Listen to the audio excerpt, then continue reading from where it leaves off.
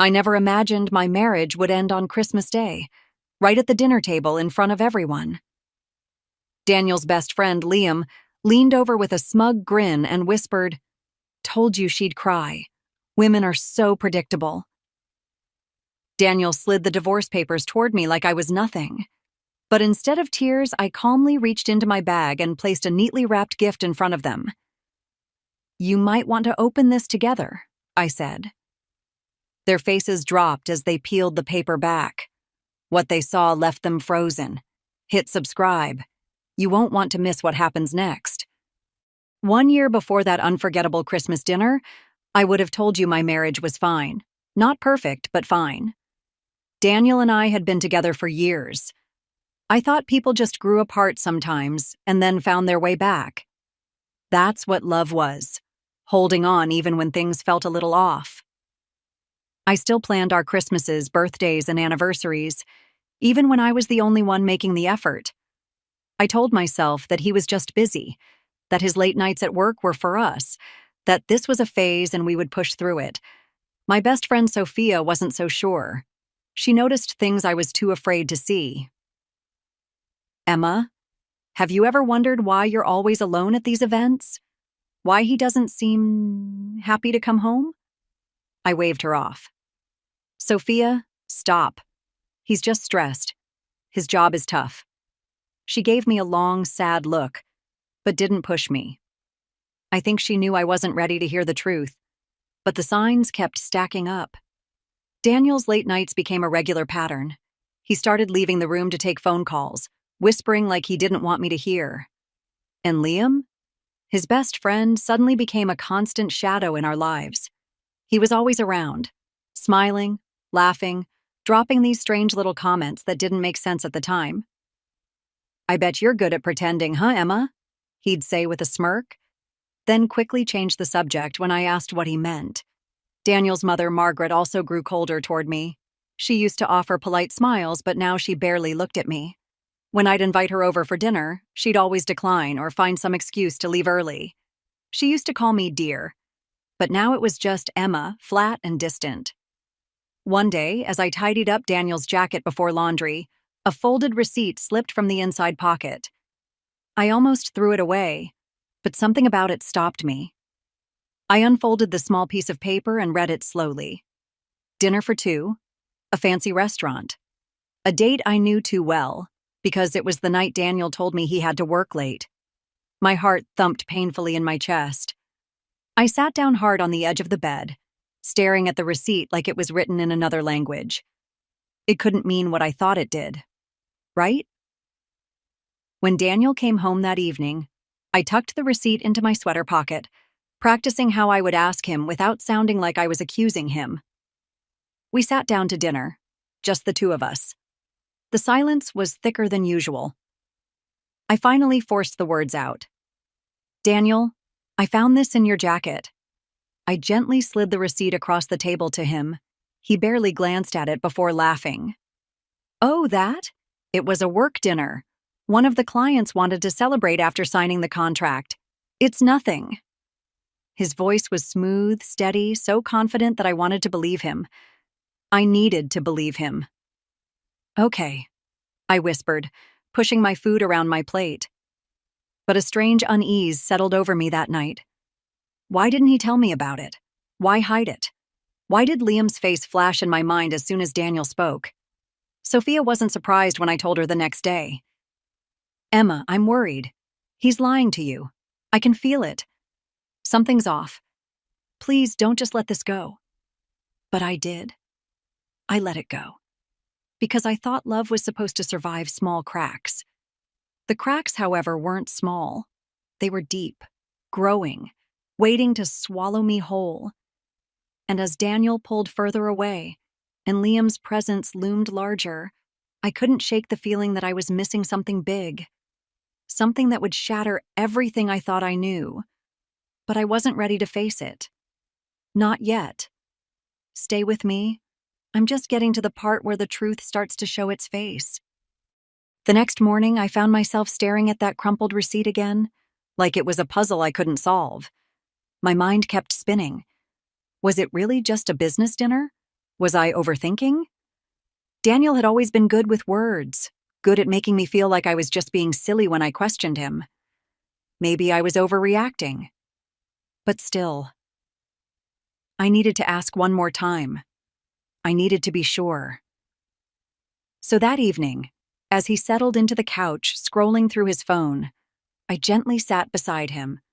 I smiled carefully, hoping to keep things calm. "Daniel, that dinner, the one on the receipt, are you sure it was work?" He didn't even look up. "Emma, come on. How many times do I have to say it? It was just business. You worry too much." I hesitated. My throat tightened. "It's just, why didn't you mention it to me? You always tell me about client meetings." Daniel laughed, shaking his head. "Emma, it was last minute, and besides, it's not a big deal. You're really making this into something it's not." I wanted to push harder. I wanted to ask why the receipt said table for two, with a note that said, "Wonderful night. Let's do it again soon." But his calm voice made me question myself. His casual smile made me shrink back. Maybe I really was overthinking. Maybe I was being the jealous wife he always promised I'd never become. A few days later, Liam came over like he always did. He laughed loudly, sprawled across the couch like he owned the place. He glanced at me, his eyes gleaming with something I couldn't quite name. "You know, Emma, some people don't want to know the answers to the questions they ask. It's easier that way. Less painful." I blinked at him. "What's that supposed to mean?" He just smirked. "You're sweet. Too soft. Just enjoy what you have, yeah? No need to dig too deep." He clapped Daniel on the back and changed the subject, but his words echoed in my head long after he left. I started to feel like I was living inside a house with invisible cracks. Every smile, every joke, every quiet night was resting on a foundation that might crumble at any moment. Sophia wasn't convinced either. She kept pushing gently. "Emma, I don't trust him. I can help you find out the truth. Please, let me." I hesitated. I wanted to trust my husband. I wanted to believe that Liam was just being cruel for fun, but deep down, something inside me whispered that I was being lied to. So I told Sophia to watch, to follow, just in case. One evening, Daniel said he had a late meeting again. His tone was so casual, so smooth, like this had always been his normal. I nodded, pretending to believe him, but I texted Sophia the moment he walked out the door. "Follow him, please." An hour later, my phone buzzed. It was Sophia. Her voice was trembling. "Emma, he's not at work." I stood up so fast I nearly knocked over the lamp. "Where is he?" "Just come. You need to see this with your own eyes. I don't want to be the one to tell you." My stomach twisted into a painful knot. My heart was pounding so loudly I could barely hear her next words. "Emma, please come now. You're about to see something that will break you." I didn't even grab my coat. I just ran out of the house, into the cold, my breath sharp in the winter air. The truth was waiting for me, and I wasn't sure I was ready to face it. Stay with me. What I saw next changed everything. You won't believe what came next. I drove as fast as I could, Sophia's words bouncing around in my head. "You're about to see something that will break you." I wanted to turn back. I wanted to pretend everything was fine. But my hands wouldn't stop gripping the steering wheel. My feet wouldn't let me stop. When I pulled up to the restaurant, Sophia was waiting across the street. Her face was pale, her phone shaking in her hand. "There," she whispered, pointing through the glass window. I followed her gaze, and my heart sank. There was Daniel, sitting at a cozy candlelit table with another woman. He was laughing, his face brighter and happier than I had seen in months. His hand brushed hers casually, like it wasn't their first time, like this was normal for him. But what made my stomach twist even more? Liam was there, sitting at the bar just a few feet away, grinning, watching them like he was enjoying a private show. I leaned closer, trying to hear their voices through the glass, but Sophia quickly whispered, "I recorded it. Listen." She pressed play, and I heard Liam's voice, clear as day. "She'll cry. Just wait until Christmas. It'll be legendary. Daniel, I can't wait to see her face when you hand her those papers. It's going to be priceless." Daniel chuckled in response, his voice soft but sharp. "She's so predictable. She won't see it coming." My whole body went cold. It was never just about leaving me. It was a game to them. They were waiting to humiliate me. They wanted to break me in front of everyone. They wanted to watch me fall apart. Sophia's hand touched my shoulder gently. "Emma, I'm so sorry." I swallowed hard, forcing the tears to stay put. "No," I whispered, my voice steadier than I expected. "I'm not gonna cry. Not now. Not ever. If they think they've outsmarted me, they've just made the biggest mistake of their lives." Sophia blinked, confused. "What do you mean?" I said, staring at Daniel and Liam through the window. "They've planned their perfect Christmas surprise, but I'm going to give them a Christmas they'll never forget." I could feel the heat rise inside me, not from sadness, but from something else. Something sharper, stronger. I wasn't going to crumble. I was going to build a trap so perfect they'd never see it coming. From that moment, I decided to play along. When Daniel came home that night, I greeted him with a kiss on the cheek like nothing was wrong. "How was your meeting?" I asked sweetly. He smiled, relaxed, no guard up at all. "Exhausting, you know how it is." "Of course," I nodded, pretending to believe every word. Over the next few weeks, I started paying attention to everything. His phone habits, his sudden trips, his casual lies. Liam kept visiting, dropping more of his smug little comments. "You know, Emma, life's full of surprises, just gotta be ready when they come." Oh, I was ready. I began quietly collecting evidence, texts, voicemails, photos. With Sophia's help, I organized everything, building a story that even Daniel's mother couldn't deny. Because yes, one more twist. I found out Daniel's mother knew the whole time. She knew about the affair, she knew about the divorce plan, and she approved. Her coldness suddenly made sense. She had already decided I wasn't part of their family anymore. But none of them knew that I had already started writing my own ending. Every fake smile, every quiet dinner, every Christmas decoration I carefully placed around the house. It was all part of the story I was preparing to tell. One they would never forget. Stay with me. Christmas is coming, and they're about to open a gift they never expected. You won't want to miss what happens next. From that night on, something inside me changed. I went cold. Not the kind of cold where you slam doors or shout. No, the dangerous kind. The quiet kind. The kind that watches and waits. I cooked dinner like I always did.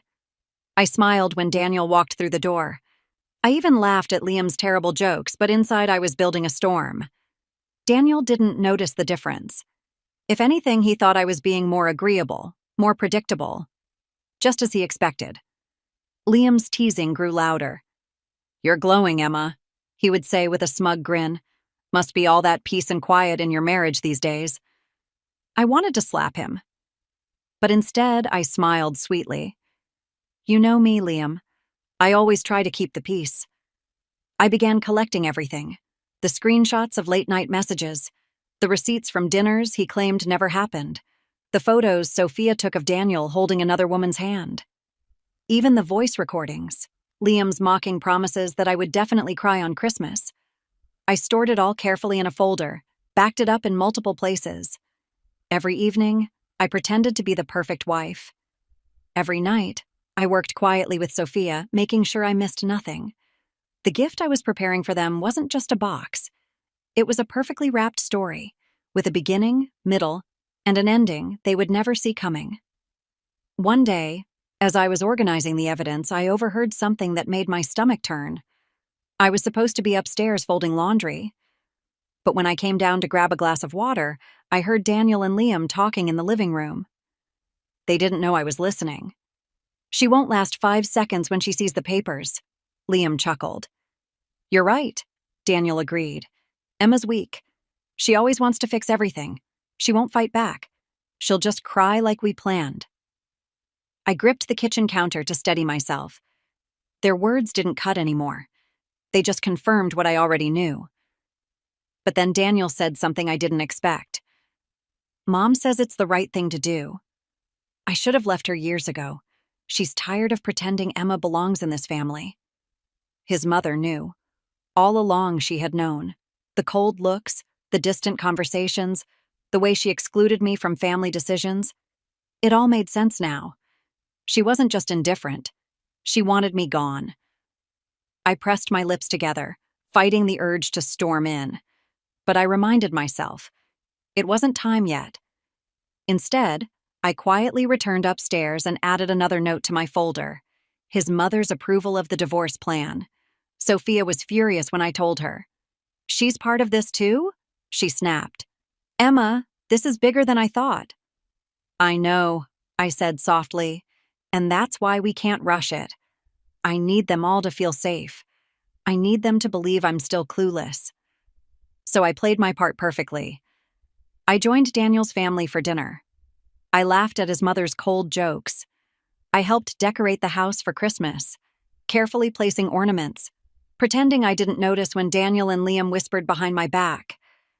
Liam's eyes would flicker with excitement whenever he saw me. She's going to fall apart, I once overheard him whisper. I can't wait. I could wait. Every moment I stayed quiet, every fake smile I wore, I was buying time. Time to make sure my evidence was airtight. Time to prepare the perfect gift. Time to ensure that when Christmas finally arrived, I would no longer be the woman they thought they could destroy. Stay with me. Christmas Day is near, and so is the moment they'll open the gift that will shatter their world. A few days before Christmas, I asked Mrs. Carter to meet me for tea. She agreed reluctantly, her cold gaze fixed on me like I was a pebble stuck to her expensive shoe. We sat at a small cafe near her home. I served her tea with shaking hands, not from fear, but from the weight of what I was about to do. Mrs. Carter, I began carefully, I know about Daniel. I know about the other woman. And I know that you've known all along. She didn't blink. She simply dabbed her napkin at the corner of her mouth and said flatly, You were never family to me anyway. You were convenient, polite, that's all. Her words stung, but I forced myself to smile. I sipped my tea calmly and whispered, You'll see what kind of family I am soon enough. Her eyes narrowed. She couldn't read me. And that terrified her more than my anger would have. I left her sitting there, confused but too proud to ask questions. Exactly what I wanted. That night, Sophia and I met at my house. She helped me pack the final pieces into the small, beautiful gift box. Inside were neatly folded copies of everything. The hotel receipts, the text messages, the voice recordings, even the printed photos of Daniel's late-night business dinners. But the final blow? A signed statement from Daniel's business partner, confirming that Daniel had been embezzling money for months to cover his secret expenses. And Liam? Evidence that he helped Daniel forge signatures to push the divorce forward faster. I added a handwritten note on top. I hope this is legendary enough for you. I closed the box carefully, tied it with a beautiful red ribbon, and placed it in a silver gift bag. Sophia stared at me as I finished. Her hands were trembling. Her voice was soft but firm. Emma, are you sure about this? Once you give them this, there's no going back. I paused, staring at the gift in front of me. I could feel my old self, the Emma who forgave, who bent until she almost broke, fading away. I looked up at Sophia, my voice steady. Let's see if they bet on the right woman. The next day, Daniel seemed especially smug. He kissed my cheek on his way out, not realizing I knew his schedule now better than he did. Liam called me later that afternoon. You still excited about Christmas? His voice dripped with fake sweetness. It's going to be unforgettable. Oh, I'm counting on it, I said softly, tightening the ribbon on the gift box. When I hung up, I caught my reflection in the mirror. I barely recognized myself, not because I was broken, but because I had rebuilt myself into someone they never expected. On Christmas Eve, Daniel's mother called. "We'll have dinner at 7 sharp tomorrow. Don't be late. I want the whole family there." Her tone was cold, as usual, but I could hear the quiet satisfaction underneath. She thought this was the last time she'd have to see me. I smiled to myself as I answered, "Don't worry. I wouldn't miss it." That night, I sat quietly in my living room staring at the Christmas lights, breathing in the calm before the storm. Sophia texted me, "You ready?" I typed back, "More than ready." Tomorrow I would sit across from the man who thought I would crumble, across from the best friend who treated me like a game, and next to the woman who believed I never belonged. Tomorrow, they would serve me divorce papers. They would expect me to cry. They would expect me to beg. But instead, I would give them a gift, one that would change everything. Stay with me. Christmas Day is here, and so is the moment they realize they bet on the wrong woman. Christmas Day arrived like a quiet storm. The house was warm with holiday lights, the table beautifully set, and the air thick with secrets. Daniel's family laughed and passed dishes around as if everything was perfectly normal. But I wasn't the same Emma who used to sit silently at these dinners. Daniel sat across from me, his smile wider than ever, almost like he was enjoying an inside joke. Liam was right beside him, his eyes dancing with excitement. He kept glancing at Daniel like he couldn't wait for the show to start. Daniel's mother, Mrs. Carter, barely looked at me, but there was a hint of satisfaction in her smirk. I knew she believed this would be the last Christmas I would ever sit at her table. After dessert, Daniel finally reached into his jacket and placed a thick envelope on the table in front of me. His hand was steady. He didn't hesitate. "Merry Christmas, Emma," he said, loud enough for everyone to hear. "I think it's time we both got what we really want." The room went quiet. All eyes were on me. Liam leaned in and whispered to Daniel, but not softly enough. "Told you she'd cry. Women are so predictable." I looked at the envelope, then at Daniel's smug face. Slowly, I reached into my bag and pulled out the small, beautifully wrapped gift I had prepared. I placed it on the table in front of them. "You might want to open this together," I said calmly, pushing it toward them. They exchanged a quick, confused glance. Liam was the first to rip off the ribbon, clearly impatient for his victory lap. Daniel opened the box and pulled out the first document. His smile slowly disappeared. Liam's eyebrows pulled together as he read over Daniel's shoulder. The color drained from both their faces. Inside the box were photos of Daniel with his mistress, hotel receipts, copies of messages that spelled out every lie he told me. Voice recordings of Liam's bet, clear as day. "She'll cry. Just wait until Christmas. It'll be legendary." But that wasn't all. At the very bottom were the legal documents. Papers proving that months ago, I had quietly secured ownership of several key assets. Through careful legal maneuvering, I had protected my share of Daniel's business and gained access to accounts he didn't even realize I could touch. Accounts that now belonged to me. Daniel's hands trembled as he flipped through the documents, his voice stuck in his throat. His mother, Mrs. Carter, finally leaned over to look. Her face went pale. She grabbed one of the papers, reading it quickly, and her jaw clenched in horror. I watched them, their perfect little plan collapsing in front of their family. "Merry Christmas," I said softly. Without waiting for anyone to speak, I stood up, smoothed my dress, and walked out of the room. Behind me, I could hear Daniel calling my name, panic cracking in his voice for the first time. Liam sat frozen, unable to process what had just happened. Mrs. Carter's sharp voice cut through the silence, demanding to know how I'd done this. But I didn't stop. I walked calmly out of the house, each step feeling lighter than the last. Sophia was waiting for me outside in her car. She grinned as I slid into the passenger seat. "How'd it go?" she asked. I looked straight ahead, breathing in the cool air. better than I imagined. They didn't see it coming?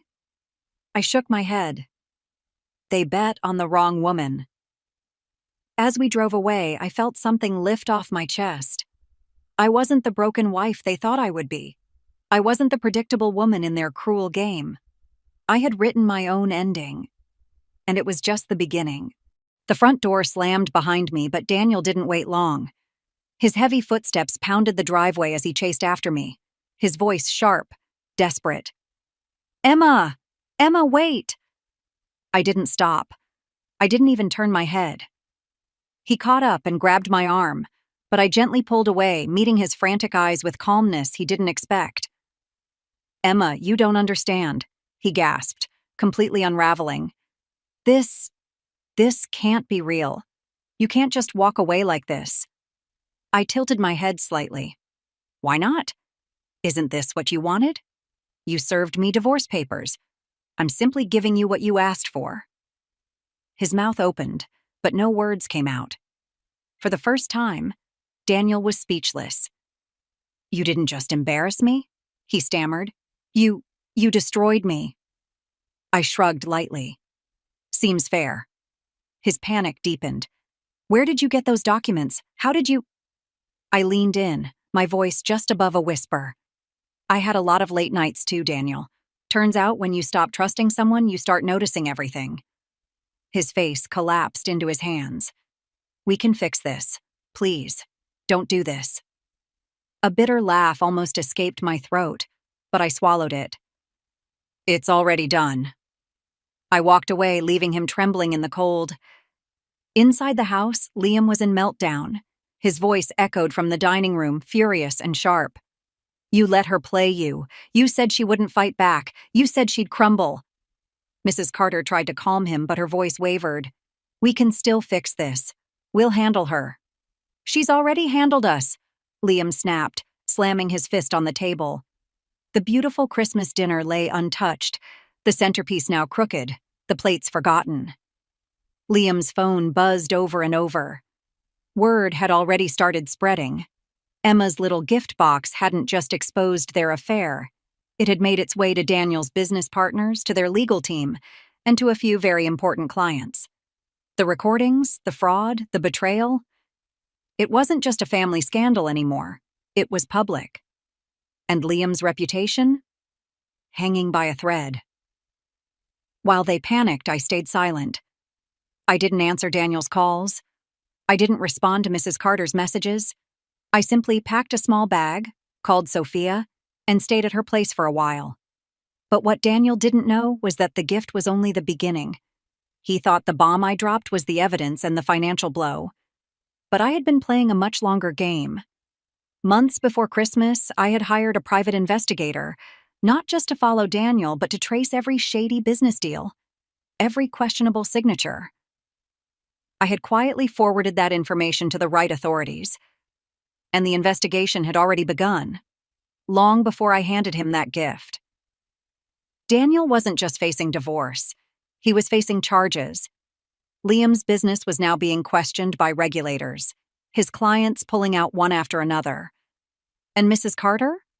The woman who thought I was a temporary inconvenience?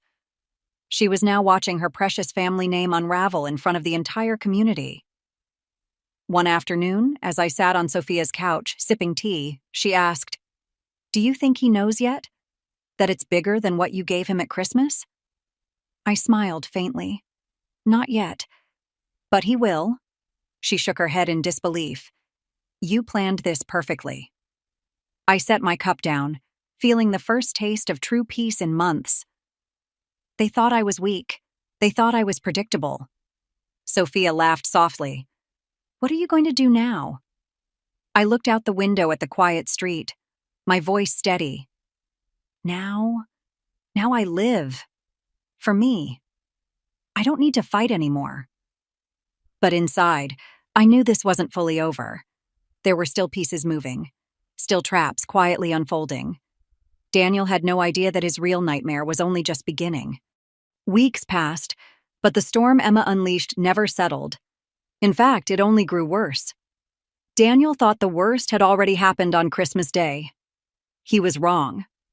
One morning, as he desperately tried to repair his sinking company, a sharp knock echoed through his office. When he opened the door, two uniformed officers handed him a court summons. His face drained of color as he scanned the papers. Multiple charges: fraud, financial misconduct, breach of contract. It wasn't just his marriage that was gone. His business, his name, his future, everything he'd built on lies was crumbling right beneath his feet. And at the center of it all, Emma. Emma had sent the evidence, carefully documented and cross-referenced, to Daniel's former clients, business partners, and law enforcement. She hadn't rushed her revenge. She'd built it, layer by layer, like a carefully stacked house of cards, just waiting for him to breathe too hard and knock it all down. Daniel called Liam in a panic. "They're coming after me. The contracts, the false signatures. They know. They know everything." But Liam had his own nightmare. His name was now trending online, every news outlet talking about his cruel Christmas bet. A leaked voice recording, courtesy of Emma's gift, had gone viral. Women's rights groups were protesting his company. Sponsors and partners were severing ties overnight. His carefully curated public image was gone in a blink. "I'm losing everything," Liam whispered, stunned. "They're walking away from me like I'm poison." Daniel's breathing turned shaky. "You said she'd cry. You said she wouldn't fight back. You said she loved you too much to hurt you," Liam shot back. "You underestimated her. We both did." And Mrs. Carter? She tried to rally what little support she had left, calling old family friends, trying to silence the rumors. But Emma had already made her final move. She donated a large sum, money she'd secured from the assets Daniel thought he still owned, to a women's shelter that Mrs. Carter's charity board despised. She made sure the donation went public with a simple note, in honor of the women who were told they were too weak. Mrs. Carter's face was plastered across social media, tied to Emma's message. The board forced her resignation days later. Emma didn't need to scream, argue, or drag them through endless fights. She simply let their own arrogance destroy them. On a quiet evening, Daniel finally showed up at Sophia's house. He looked hollow. His voice was broken. "Please," he whispered to Emma at the door. "I lost everything. Emma, I'm sorry." She looked at him, her gaze calm but distant.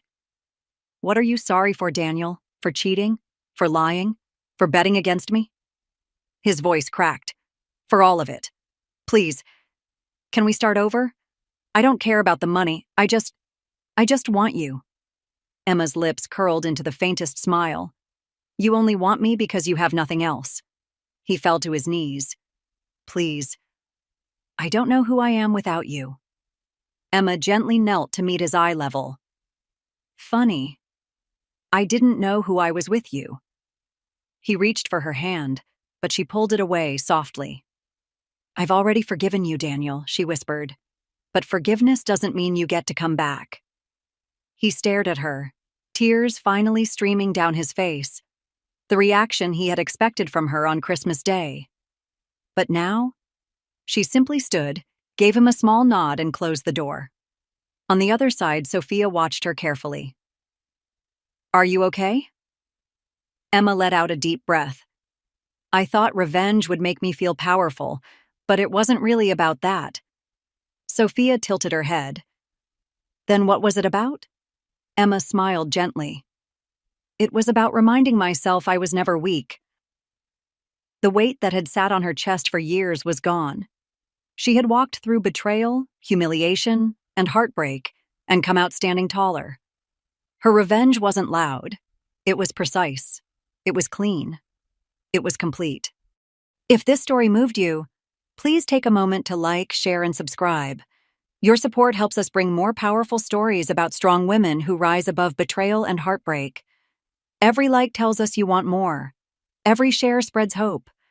And when you subscribe and hit that notification bell, you'll be the first to hear more unforgettable journeys of courage, revenge, and redemption. You don't want to miss what's coming next.